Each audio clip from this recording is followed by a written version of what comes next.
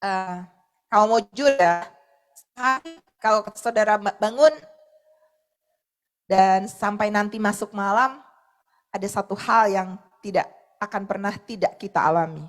Apa itu? Masalah, ya kan? Masalah habis gas di kompor, masalah saldo menipis, masalah beras habis, masalah anak-anak bikin jengkel, masalah suami ya sedikit gangguan ya pergi dan belum pulang-pulang gitu ya. Masalah apa saja, pekerjaan di kantor, masalah sakit mungkin yang belum sembuh, dan begitu banyak masalah. Intinya bahwa setiap hari selama kita masih hidup, masalah itu adalah bagian dari kehidupan kita. Tapi kabar baiknya adalah bahwa solusi pembuat masalah, penyelesai masalah itu ada juga bersama dengan kita. Haleluya, amin. Dan siapakah dia? Dia adalah Yesus. Dan siang ini saya mau membuat lagi sebuah kalimat ini untuk menjadi semangat bagi kita bahwa Tuhan Yesus pasti menolong kita. Amin. Beri tepuk tangan dulu dong bagi Tuhan kita. Amin. Tema siang ini adalah Tuhan selalu menolong. Yesus selalu menolong. Saudara bilang sama-sama dengan saya, Yesus selalu menolong. Menolong siapa? Menolong saya. Deklarasi sekali lagi, Yesus selalu menolong saya. Ulang sekali lagi, kayaknya nggak semangat, yakin deh Bapak Ibu ya. Kita ulang sekali lagi, 1, 2, 3. Yesus selalu menolong saya. Amin. Beri tepuk tangan bagi Tuhan kita.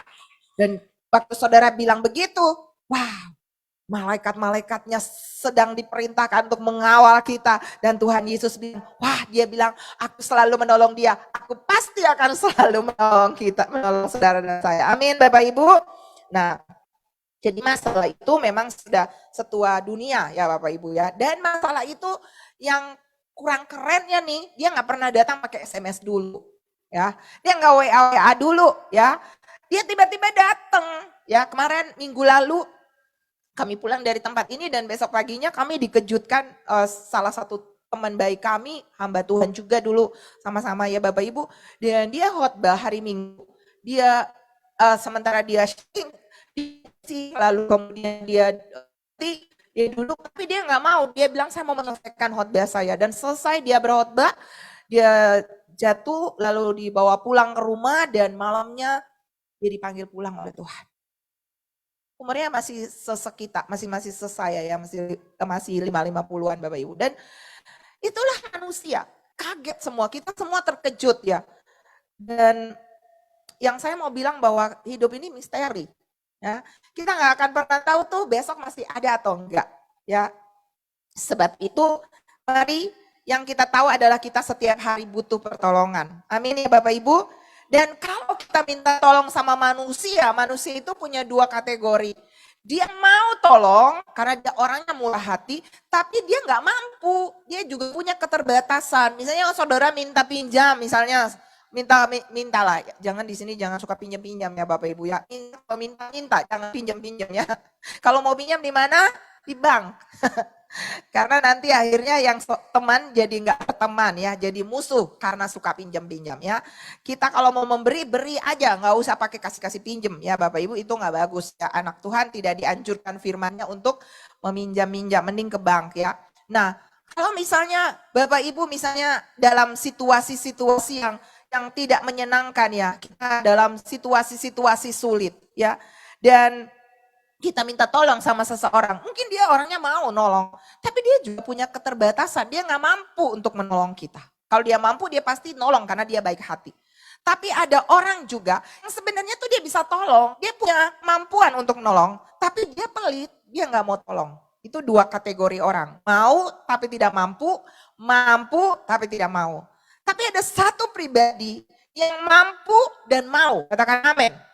Dan siapakah dia? Tuhan Yesus. Kenapa kalau kita susah, kita lebih cenderung berpikir siapa ya yang bisa kita minta tolong. Kenapa kita nggak datang dulu ke dia? Amin. Kita berdoa dulu minta sama dia. Dia nanti pasti akan buka jalan. Dia pasti akan tolong saudara. Amin. Karena dia yang berjanji. Bahkan dia yang menawarkan diri kok. Ketuklah pintu dibuka. Carilah kamu akan mendapat. Mintalah, kamu akan menerima. Itu janjinya. Amin Bapak Ibu. Jadi kalau Tuhan janji, dia pasti mau dong karena dia yang janji. Benar kan? Manusia janjinya tuh bisa janji palsu. Tapi kalau Tuhan enggak, dia berjanji, dia pasti menepati. Katakan amin. Amin Bapak Ibu. Nah, ketika kita ada dalam keadaan kesulitan, seringkali yang terjadi kita tuh ibarat seperti nanti saya baca Mazmur ini, kita tuh melayangkan mata ke gunung-gunung. Ya, gunung tuh berbicara tentang tempat-tempat yang sepertinya kita bisa mendapat pertolongan dari sana. Tapi tahukah saudara bahwa Mazmur 121 ayat 18 saya baca bagi Bapak Ibu. Judul daripada perikop ini adalah nyanyian ziarah. Aku melayangkan mataku ke gunung-gunung. Dari manakah akan datang pertolonganku? Pertolonganku ialah dari Tuhan yang menjadikan langit dan bumi. Ia takkan membiarkan kakimu goyah. Penjagamu tidak akan terlelap. Sesungguhnya tidak terlelap dan tidak tertidur penjaga Israel. Tuhanlah penjagamu. Tuhanlah naunganmu di sebelah tangan kananmu. Katakan amin. Matahari tidak menyakiti yang pada waktu siang atau bulan pada waktu malam. Tuhan akan menjaga engkau terhadap segala kecelakaan. Ia akan menjaga nyawamu. Tuhan akan menjaga keluar masukmu dari sekarang sampai selama-lamanya. Katakan amin. Amin, amin Bapak Ibu. Nah, di sini dikatakan bahwa pemazmur dia memandang, dia cari bantuan, pertolongan dari manusia. Dari tempat-tempat yang dia rasa itu tempat yang mampu menolong dia. Tapi firman ini menjelaskan bahwa justru tidak ada pertolongan dari sana. Pertolongan dia datangnya dari siapa? Dari Tuhan. Tuhan yang mana? Bukan Tuhan yang gak mampu, bukan Tuhan yang terbuat dari patung, bukan Tuhan yang manusia gak bisa andalkan. Tapi di sini dikatakan Tuhan yang menciptakan langit dan bumi. Langit dan bumi saja yang diciptakan dari ketidakteraturan menjadi teratur. Dari yang kosong tidak ada apa-apa menjadi ada. Tuhan yang ketika berkata matahari jadi, bulan jadi, tumbuh-tumbuhan hidup, semuanya jadi. Cuma dengan firman. Tuhan itulah yang seperti itulah yang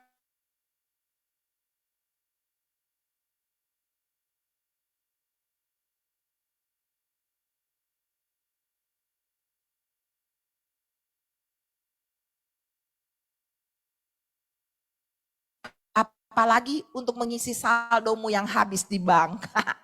Apalagi yang membuat usahamu dipulihkan.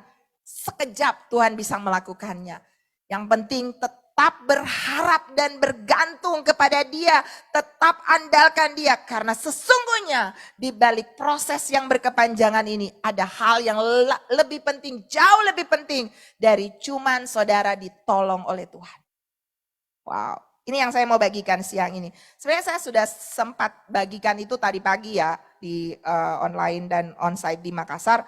Tapi ini siang ini saya mau lebih menjelaskan ke sisinya bagaimana kita menerima pertolongan dari Tuhan. Jadi pertolongan kita itu nggak datang dari manusia. Jangan pernah andalkan manusia. Yeremia 17 ayat yang kelima berkata, terkutuklah orang yang mengandalkan manusia. Amin. Tetapi diberkatilah orang yang mengandalkan Tuhan. Dikatakan di sini bahwa ia tidak akan membiarkan kakimu goyah. Masalah kan kadang membuat lutut kita gemetar Bapak Ibu ya. Kalau kita lihat kondisi kita, penyakit yang dokter bilang, masalah ekonomi, masalah pergumulan hidup kita, rasanya kita bisa goyah. Tapi Tuhan berjanji dia takkan membiarkan kakimu goyah. Satu waktu Bapak Ibu, kami baru pindah ke Denpasar ya, mungkin beberapa orang sempat sudah dengar cerita saya tadi ya, kemarin waktu ada kita kumpul meeting.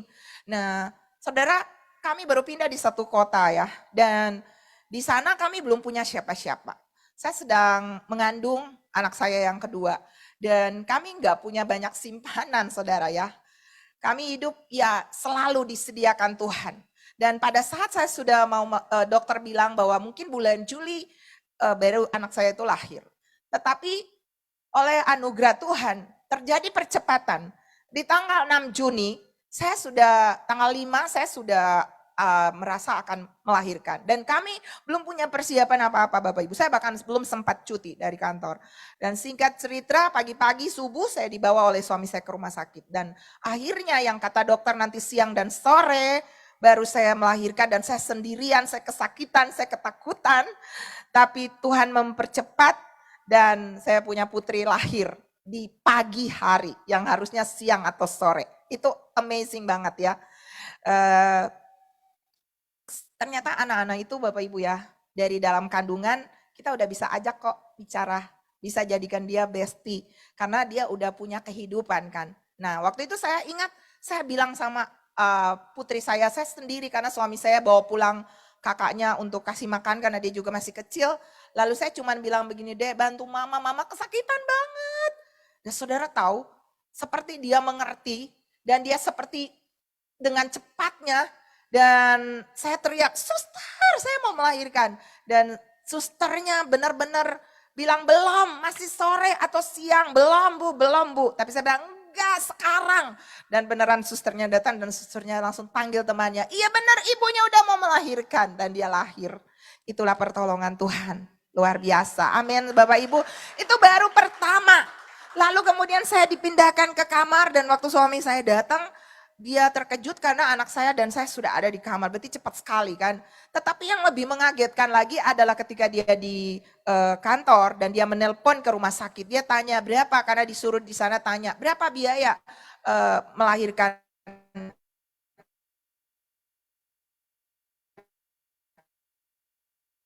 istri Bapak.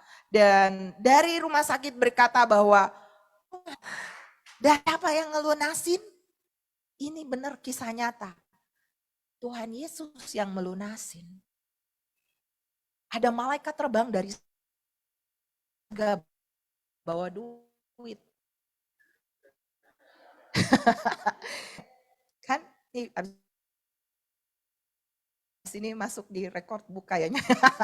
Malaikat terbang dari surga bawa uang. Saudara mau enggak? Yang mau diterbangkan uang dari surga? Saudara enggak mau? Coba lihat tangan yang mau. Bisa loh, bisa. Ini kisahnya ya.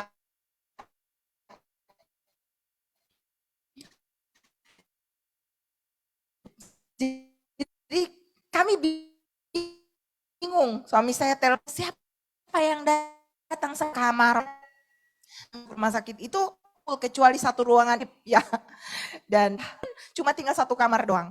Dan saudara tahu kami sedang bingung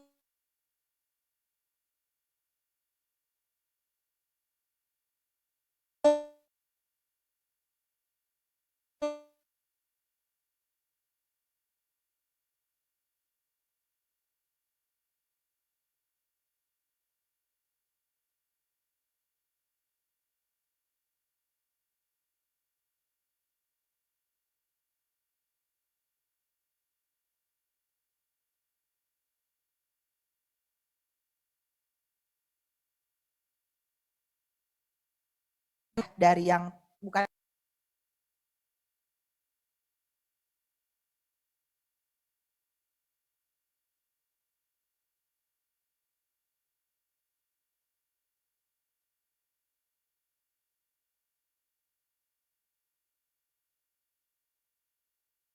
Adanya SMS ya. Dia mendapat SMS. SMS-nya tulis begini, tolong saya ada di rumah sakit. Pengirimnya Tuhan Yesus. Jadi dia bingung karena dia baru pindah. Dia belum ngerti ayat itu. Lalu dia pergi ke konsel masih dengan segudang pertanyaan. Lalu pastor di tempat mereka bilang begini, teman-teman, bapak-bapak, ibu-ibu, Pastor Luther punya istri melahirkan dan sekarang ada di rumah sakit. Begitu dia dengar kata rumah sakit, dia ingat mimpinya. Lalu dia bilang sama gembala komselnya, Pak, dengar dulu, saya ini mimpi, tapi saya belum mengerti. Masa sih Yesus minta tolong sama saya? Kan saya sembah dia Tuhan. Kok dia malah minta tolong sama saya? Katanya dia di rumah sakit. Jadi dia masih bertanya-tanya, bingung kan. Lalu teman kami itu Pastor Moses itu bilang begini, nih ayatnya, dia kasih ayatnya.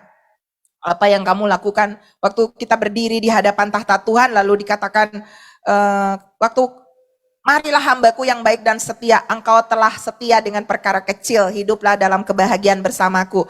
Karena ketika aku lapar, kamu kasih aku makan. Waktu aku haus, kamu kasih aku minum. Waktu aku telanjang, kamu kasih aku baju. Waktu aku orang asing, kamu kasih aku tumpangan, bla bla bla. Pokoknya seperti itu. Lalu orang itu bilang begini, kapan kami lihat engkau lapar Tuhan? Kapan kami lihat engkau telanjang? Lalu Tuhan bilang begini, apapun yang kamu lakukan untuk salah seorang yang paling hina ini, kamu telah melakukannya untuk aku. Wow. Jadi hamba Tuhan itu cerita ke Bapak itu. Jadi ternyata Pak, Tuhan Yesus berinkarnasi, katakanlah seperti begitu, melalui Pastor Luther punya anak yang baru lahir. Dan alhasil Bapak itu gak pakai tunggu lama, dia langsung pergi ke rumah sakit. Ya itu tadi, dia lunasin semua biaya dan dia bilang tolong tidak ditanggungkan sepeser pun ke keluarga itu. Karena ini pesan langsung dari surga. Jadi anak saya itu rame di rumah sakit, karena itu kan daerah Hindu kan Bapak Ibu ya orang. Dan mereka bilang apa? Wah ini putri ibu ini titisan Dewi. Karena dapat pesan khusus dari kayangan katanya, dari surga. Tuhannya sendiri bilang, ini aku, tolong dia, kasih biaya dia. Tepuk tangan dong bagi Tuhan Yesus, saudara. Wow, saya kalau punya waktu, mungkin berhari-hari saya tidak akan selesai menceritakan bagaimana saya mengalami mujizat-mujizat yang luar biasa. Dan saya yakin Bapak Ibu juga pasti punya pengalaman yang sama. Amin. Sebagai penolong Tuhan itu sangat terbukti ya. Dikatakan dia tidak pernah terlelap dan tidak tertidur. Dia penjaga Israel ya. Tuhan penjaga yang kuat, dia gak pernah tidur. Suami kita bisa ngantuk. Satu waktu saya sakit saudara, vertigo, lalu kemudian saya depresi terselubung dan saya gak bisa tidur. Dan suami saya bangunin, Pak temenin.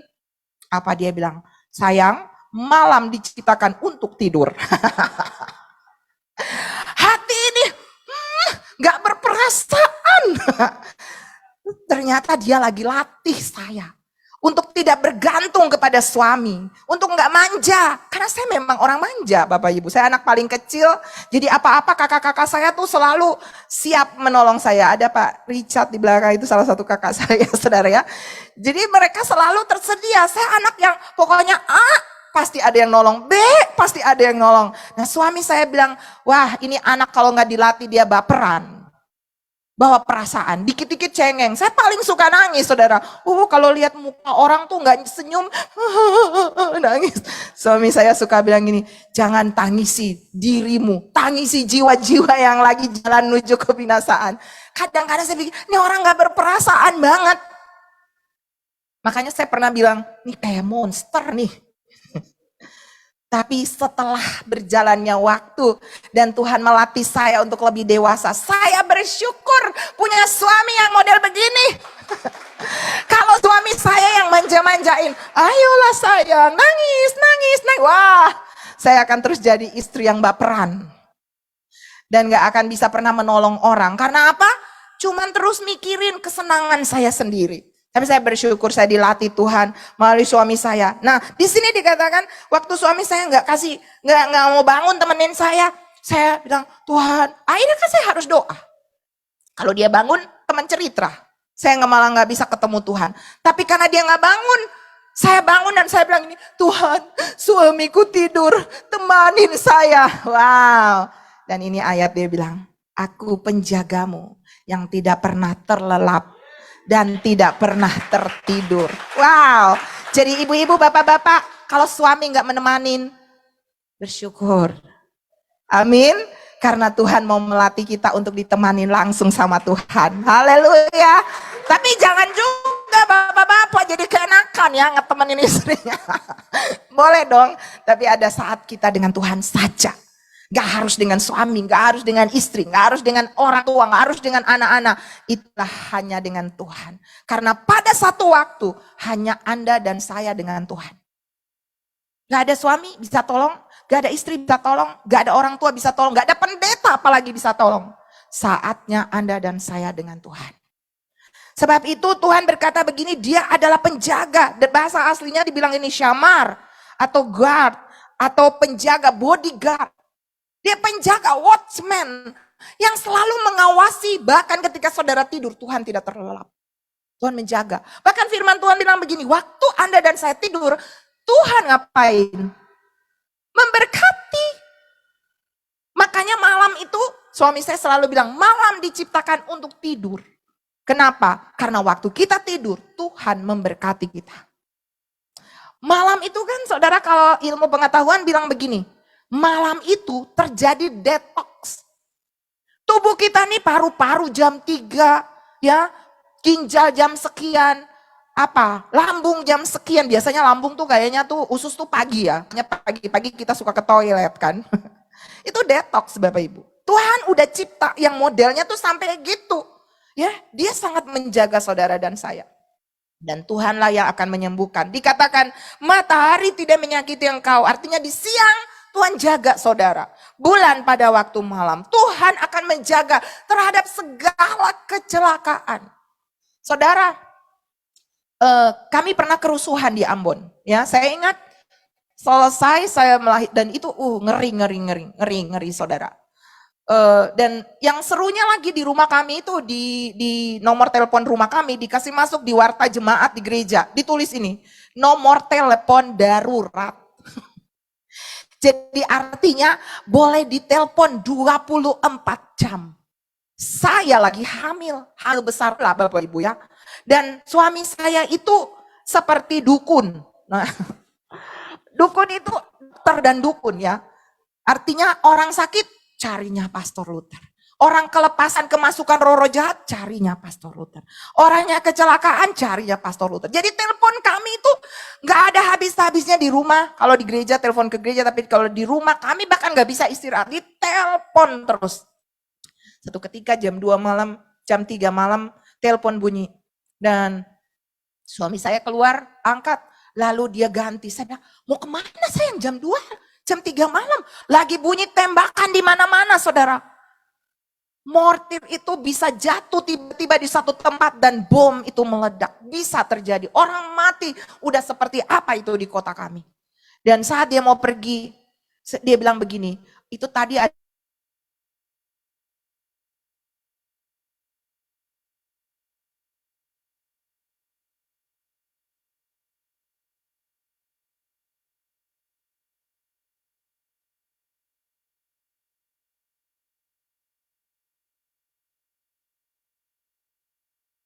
dia gunung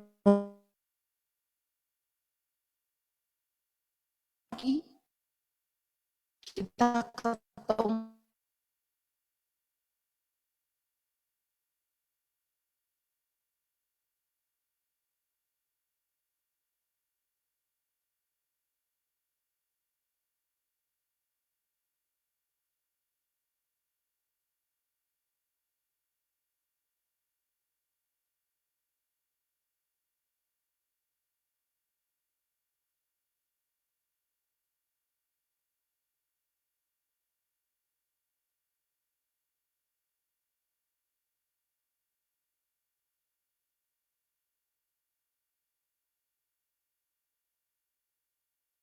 itu saudara, itu dia tuh waktu masih di Ambon ya, nggak ada dokter dan bisa tiba-tiba malam apa yang terjadi, dia itu buang air dan itu yang keluar setiap kali dia ngeden darah. Saudara tahu nggak? Saya udah nggak bisa doa. Saya udah doanya tuh tengkurap. Saya udah bilang Tuhan, ini kita udah nggak tahu nih mau minta tolong sama siapa, nggak ada dokter. Pergi ke dokter umum dikasihnya disuruh minum apa, dia nggak boleh minum susu, katanya dikasih minum air apa tajinnya, air beras itu saudara. Nah, jadi saya lihat anak saya dia 2 bulan 3 bulan saudara, itu aduh itu serem banget, mana tembakan lagi bunyi di mana-mana. Di masa-masa itu betul-betul nggak ada rasanya ada manusia yang mampu tolong kami. Tapi sebagai penolong dalam kesesakan, Tuhan menolong kami. 1 minggu setelah kami keluar, saya keluar dari rumah sakit. Itu rumah sakit tempat saya melahirkan, diserang. Orang pasien-pasien lari keluar, bawa botol-botol infus, saudara. Serem banget kondisinya. Tapi Alkitab menjamin, di sini dikatakan, Tuhanlah yang akan menjaga engkau terhadap segala kecelakaan. Ia akan menjaga nyawamu. Tuhan akan menjaga keluar masukmu dari sekarang sampai selama-lamanya. Haleluya, tepuk tangan bagi Tuhan kita. Dan dia sangat terbukti saudara, dia meluputkan, saya terluput dari segala mara bahaya. Saya yakin saudara pun hari ini kalau ada masalah, jangan takut. Amin. Kalau saudara sedang mengalami situasi-situasi yang tidak menyenangkan, itu kadang-kadang, bahkan bukan kadang-kadang, ini kadang sering terjadi adalah dia menjadi telepon Tuhan untuk kita. Kalau semuanya berjalan dengan baik seperti tadi ketika saya nggak bisa tidur, lalu suami saya bangun dengan baiknya dan menemani saya dan membuat saya nyaman-nyaman saja, saya nggak akan pernah ketemu yang namanya Tuhan sebagai watchman, Tuhan sebagai bodyguard yang menjaga saya. Dan saudara tahu, ketika saya nggak bisa tidur, saya bangun, saya berdoa dengan Tuhan, saya bilang, Tuhan engkau ada di sini. Dan aku tahu seperti kata suami saya, malam diciptakan untuk tidur, aku mau tidur. Karena dokter bilang saya depresi terselubung, saya tergantung dengan obat tidur. Tapi saya bilang tidak, karena dokter bilang begini, area yang ini di dalam satu situasi orang depresi terselubung, area segini akan seumur hidup tergantung dengan obat dokter. Area yang diagram ini adalah dia akan masuk rumah sakit jiwa. Area yang ini dia akan meninggal. Tapi area yang ini dia mengalami miracle. Dan saya bilang sama dokter, saya mau mengalami yang namanya miracle. Obatnya saya bakar. Padahal itu nggak boleh kan, karena itu kan seperti morfin. Tapi saya lakukan itu. Dan apa yang terjadi? Saya nggak bisa tidur. Bukan berarti saya bilang begitu lalu saya tidur, nggak bisa tidur. Tapi saudara, saya bangun tengah malam, saya bilang sama Tuhan, saya tahu malam diciptakan untuk tidur. Lalu saya nyembah Tuhan. Saya memuji menyembah Tuhan. Dan di situ saya tahu bahwa Allah bertahta di atas puji-pujian. Haleluya. Kalau saudara sedang ada dalam situasi yang paling sulit, ambil fasilitas ini. Praise. Praise itu apa? Yehuda, tongkat yang dipakai untuk memukul musuhmu. Dan saya percaya ketika saudara memuji, waktu itu saya memuji Tuhan, saya menyembah, saya peperangan. Saya bahkan lawan, saya bahkan bilang sama setan, setan kamu ganggu saya, kalau kamu bagian dari kegelapan yang membuat saya nggak bisa tidur. Malam ini yuk kita perang. Dan saya bahasa roh saudara, saya bahasa roh, koralaba, sikaralaba, saya bahasa roh, saya lawan dia. Saya bilang Tuhan, engkau akan membuat saya menang karena kemenangan itu di tanganmu. Kau yang berperang untuk saya. Saudara, Tuhan suruh saya tulis. Pemain musik juga nggak tahu lagu saya. Saya disuruh tulis nama saya tulis nama Leni Dias. Lalu saya tulis dia punya syair saudara. Langkah kehidupan anak manusia, esok terkadang penuh tanya, namun tak perlu kau ragu kawan. Nantikanlah sang surya yang selalu pasti dan setia sinari langkahmu. Terus saya tulis, dia tak pernah terlambat untuk menolongmu. Itulah janji setia sang pencintamu. Aman dan bahagia selalu besertamu, sebab dia tak pernah jauh darimu. Saya nyanyi, glory to God. Saya nyanyi 2 kali 3 kali, saya tahu ini lagu baru Tuhan kasih buat saya. Kita berkata, Tuhan memberikan nyanyian baru di dalam mulut kita untuk menghancurkan segala tipu muslihat setan. Amin Bapak Ibu. Dan setelah saya nyanyi 2 kali 3 kali, saya ngantuk Bapak Ibu. Tanpa obat tidur. Saya ngantuk. Dan sampai hari ini, jadi malam saya tuh mau ikut ibadah. Saya habis teleponan, saya ketiduran saudara. Artinya kapanpun kalau saya ngantuk, saya bisa tidur saudara. Tuhan menyembuhkan saya. Saya mengalami miracle. Kemarin kita pelayanan ke sebuah tempat di rumah sakit, di sebuah rumah singgah. Dan itu kebanyakan orang-orang dari gangguannya, orang-orang depresi. Lalu saya bilang begini, saya ini testimoni miracle masih ada. Mujizat masih ada. Yang ada di sini jangan pernah berpikir karena dokter bilang depresi nggak bisa sembuh. Saya katakan saya sembuh. Jadi saudara di sini pasti bisa sembuh. Jadi Tuhan memberikan kita pemulihan untuk kita menjadi pemulih bagi orang lain. Amin. Kita disembuhkan untuk sebuah tujuan, untuk kita juga menjadi berkat bagi orang lain. Amin Bapak Ibu. Dan saya percaya kalau kita nggak lewati masalah-masalah ini, kita tuh jadi manja. Kita jadi orang Kristen yang nggak punya fight, punya roh yang berjuang, fighter gitu loh saudara. Tuhan mau kita adalah prajurit-prajurit Kristus, katakan amin. Kenapa Bapak Ibu? Karena justru itu merupakan sayap yang Tuhan kirim melalui masalah. Justru saudara akan terbang seperti Raja Wali. Saudara tahu kalau burung gereja, kalau ayam kampung, kalau mereka lihat masalah datang, badai datang, apa yang mereka lakukan? Mereka kokotek, kokotek, kokotek, kokotek, masuk ke dalam kandang, bersembunyi. Walaupun itu di dalam gereja. Burung gereja kan Bapak Ibu. Di sini nggak ada ya burung gereja.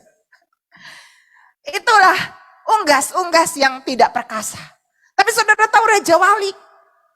Raja Wali itu kalau dia lihat sayap, tema kita tahun ini kan adalah berlari dan terbang dengan cepat. Saudara mau berlari dan terbang dengan cepat? Amin.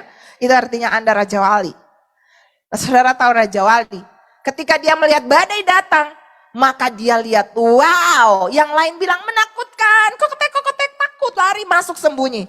Tapi Raja Wali begitu dia lihat badai datang, dia bilang, yes, ini helikopterku, ini pesawatku. Lalu apa yang dia lakukan? Dia buka sayapnya. Dia masuk ke dalam badai itu. Seketika dia pusing, terputar-putar dengan badai itu. Tapi ketika dia buka, wow, Alaska. Wow, California. Wow, tempat-tempat yang dia akan tuju. Dan saudara, saya percaya bahwa Tuhan akan membawa saudara ke dimensi-dimensi rohani yang lebih. Haleluya. Dan itu bukan dengan situasi yang nyaman. Itu bukan ketika kita berdoa dan Tuhan langsung jawab. Teng, teng, teng. Ya, seperti Power Rangers berubah. Teng, teng, teng. Gitu ya, saudara. Enggak. Tuhan gak mau saudara dan saya jadi ayam kampung. Tuhan gak mau saudara dan saya jadi burung gereja. Ayam kampung masa depannya di mana? Kentucky Fried Chicken.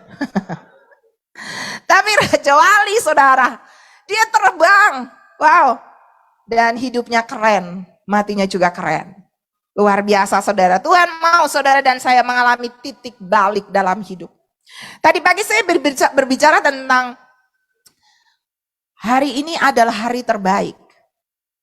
Ekspektasi orang tentang hari terbaik itu kan adalah ketika Anda sekolah, Anda naik kelas, lulus.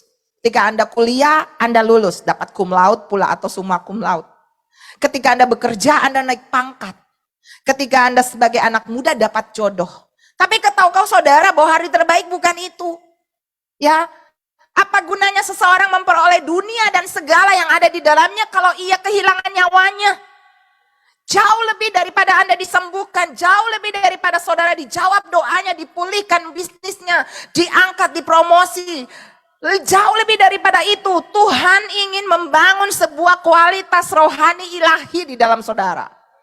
Dan itu cuma satu, melalui pengenalanmu akan Tuhan. Tuhan mau saudara dan saya, makanya Rasul Paulus bilang begini, yang aku kehendaki ialah mengenal dia dan kuasa kebangkitannya jauh melebihi semua berkat yang bisa dunia tawarkan. Karena semua yang kita dapat di dunia ini cuma sementara saudara. Ayub, saudara tahu dia mengalami proses bertubi-tubi. Dia bukan orang jahat, dia orang saleh. Kalau saudara baca kitab, kurang apa Ayub itu? Baiknya luar biasa, salehnya luar biasa. Tapi dalam satu masa, saudara tahu apa yang terjadi? 10 anaknya mati dalam satu hari. Bisnis usahanya bangkrut dalam satu hari. Ayub akhirnya terkena penyakit aneh seperti kusta dari kepala sampai kaki.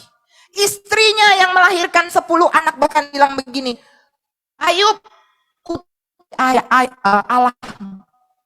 Ayub bilang begini, apakah engkau cuma mau menerima yang baik dari Tuhan? Dan saudara tahu setelah melalui proses yang panjang, akhirnya ini yang keluar di mulut Ayub. Dulu aku Tuhan di apa kata orang. Tapi justru melalui masalah ini, aku melihat Tuhan. Aku mengenal Tuhan. Jadi saya mau bilang, untuk namanya pertolongan. Itu cuman bisa seperti membalik telapak tangan, Tuhan mampu melakukannya. Tapi jauh melebihi itu, Tuhan mau membangun nilai ilahi di dalam saudara dan saya. Sampai Tuhan menemukan sebuah kemurnian hati, ketulusan hati. Dan saat itulah saudara mengalami yang namanya hari terbaik dalam hidupmu. Jadi hari terbaik dalam hidupmu adalah apa? Ketika Sang Pencipta alam semesta, Bapa yang baik itu datang dan bilang begini, "Nak, kamu salah jalan, ayo belok kanan. Kamu selama ini selalu andalkan kekuatanmu, ayo." Dan ketika saudara masih mengeraskan hatimu, maka kadang Tuhan izinkan masalah. Bersyukurlah untuk masalah. Waktu papa saya dipanggil pulang oleh Tuhan, saudara tahu, saya anak yang sangat semuanya tersedia, ya manja. Tapi ketika papa saya meninggal, saya stres, benar saya stres. Tapi disitulah ketika saya masuk ke Tuhan dan saya cuma bilang gini, papa, sebenarnya sih panggil papa saya yang udah meninggal, yang almarhum. Jadi saya cuma papa. Tapi saudara tahu nggak, dimensi itu Tuhan bawa untuk saya mengenal dia sebagai papa. Justru di masa itu ketika saya duduk, papa saya udah nggak ada dan saya cuma papa. Lalu tiba-tiba saudara, audible untuk pertama kali dalam hidup saya mendengar suara Tuhan. Dia bilang, "Nah, aku papamu." Dan hidup saya nggak pernah sama lagi. Tuhan bilang, "Aku jamin kamu." Saya belum selesai kuliah waktu itu saudara. Dan Tuhan membuktikan sampai hari ini. Satu helai rambut pun yang gugur dari kepala saya, papaku tahu. Wah, saya nggak pernah lapar. Saya nggak pernah kekurangan.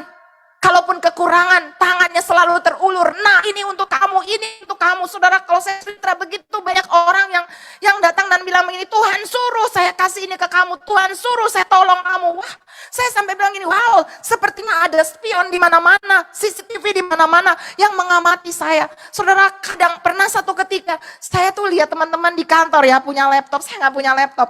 Dan saya tuh saya nggak suka minta-minta. Saya cuma gini sama Tuhan, "Tuhan, emang mahal ya laptop itu, Papa?" Kadang kalau saya masuk ke dimensi bilang dia papa, itu seperti dia tuh nggak tahan. Langsung shoot, direct saudara. Saya cuma bilang gini, "Papa, mahal kah laptop? Aku pengen punya di rumah karena aku pengen ketik-ketik, nggak harus di kantor dulu." Besoknya saudara, apa yang terjadi? Ada mama saya masuk rumah sakit, saya pergi antar mama saya ke rumah sakit. Singkat cerita, saya demam, panas, harus bawa anak saya masih kecil-kecil waktu itu. Suami saya lagi pelayanan keluar kota. Saya sering Tuhan latih dengan cara ini. Saat suami saya nggak ada, supaya saya nggak manja bergantung sama dia. Dan saya sendiri, saudara, saya pulang. Sampai di rumah, tiba-tiba ada taci-taci di depan pintu rumah pagar saya. Dia bilang, "Saya sudah tunggu lama nih, Dek." Waktu itu saya dipanggil Dek. Lalu saya bilang, "Ya ayo Cici masuk. Saya baru dari rumah sakit lihat mama saya sakit." Dan saudara tahu nggak, waktu saya masuk dengan dia tanya gini sama saya, "Kamu tuh lagi punya permintaan apa sama Tuhan?" Hah? Saya bilang, "Banyak." Ya kan, tiap hari kita kan minta sama Tuhan, "Tuhan, aku mau ini, mau itu." Aku bilang, "Banyak, Ci." Maksudnya apa? Dia bilang nih, "Yang spesial yang kamu lagi minta." Aku bilang, "Apa ya?" Saya juga bingung, apa yang saya minta, saya sudah lupa karena banyak sekali permintaan. Lalu saya tiba-tiba ingat, iya tadi pagi aku tuh lagi iseng, cuman baring-baring doang. Lalu bilang gini, "Mahal ya Papa laptop itu, aku pengen loh punya laptop." Terus aku bilang begini, "Iya sih Ci, tuh kayaknya lagi kepengen punya laptop biar bisa kerja di rumah." Saudara tahu nggak? Dia kasih kunci kepada dia punya salah satu anak buah yang datang dengan dia dan dia bilang begini, "Dek, turunkan barangnya. Mobilnya parkir di depan." Hah? Saya bilang, "Maksudnya?" Dia turunkan, dia bilang, "Saya tidak datang ke alamat yang tepat dan saya tahu ini perintah langsung dari surga." Dan saudara tahu apa yang dia bawa turun? Laptop. Dia bawa turun laptop. Saya tuh sering ngalami yang model-model begitu, saudara, terlalu banyak. Makanya khotbah ini benar-benar seperti sebuah true story yang saya mau bagikan. Bahwa saudara gak perlu takut, dia Bapa yang baik. Waktu dia bawa turun, dia kasih kesaksian begini, "Sebenarnya nih, udah 8 bulan yang lalu, jauh sebelum saya bilang ke Bapakku, dia udah sediakan buat saya. Dia tuh belinya tuh di kota lain." Dia bilang begini, "Sebenarnya udah 8 bulan yang lalu aku tuh beli laptop ini, tapi dia punya aplikasi atau apa gitu nggak cocok dengan yang diminta kantor. Dan dia mau kembalikan, tapi hati dia bilang begini, enggak, kasih ke Leni. Dikasih nama saya. Tapi karena itu di kota lain, dia nggak bawa. Dia simpan di sana dan selalu lupa dan selalu lupa dan selalu lupa. Dan di hari itu ternyata adalah hari Tuhan buat saya. Dia bawa itu ke saya. Di saat kemarin saya baru cuap-cuap ke bapak saya, "Papa, mahal ya laptop itu." Dan hari itu saya dapat. Bukan masalah laptop, tapi masalah Bapak yang baik itu selalu ada untuk kita. Amin Bapak Ibu. Artinya jangan khawatir. Burung di udara dia pelihara, apalagi saudara dan saya. Yang dia cuma cari daripada kita adalah seperti anak-anak kecil. Bergantung sama Bapak, gak usah jaim-jaim kalau sama Tuhan. Gak usah jaim-jaim. Mari bangun pribadi keintiman dengan Tuhan. Setiap hari saudara sama Tuhan, pas hari Minggu aja. Datang ke gereja, lalu saudara muji nyembah dia, lalu bicara sesuatu sama dia. Jangan Bapak Ibu, setiap hari jadikan dia bestimu. Amin. Jadikan dia sahabat terbaikmu. Bahkan kekasih jiwamu, share aja.